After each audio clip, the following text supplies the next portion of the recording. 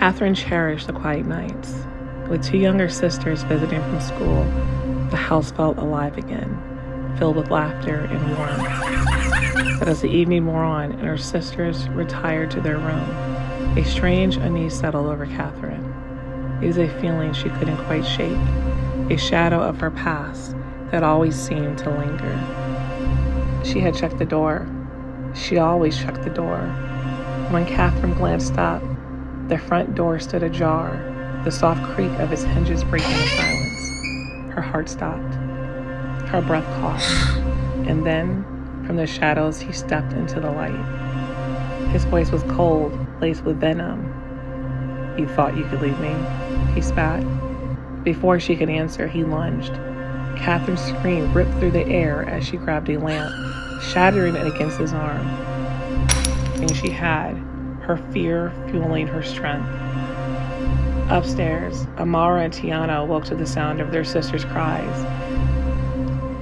Fear froze them for only a moment before they sprang into action. Racing down the stairs, they saw him, his shadow looming over Katherine. Without hesitation, they grabbed anything they could find, a book, a vase, a chair. Together, they charged. Margaret, their mother, had always said she could feel her daughter's pain, no matter how far away she was. Tonight, that connection was stronger than ever. When her calls went unanswered, she drove straight to the house. The sight that greeted her daughter bloodied, her other girls fighting for their lives, ignited a fury she hadn't known she possessed. As the intruder was taken away in handcuffs, the weight of the night's horror began to lift. Katherine sat on the couch, her sister's arms wrapped tightly around her. Bruised but alive, they held each other, the bond of their long stronger than any shadow.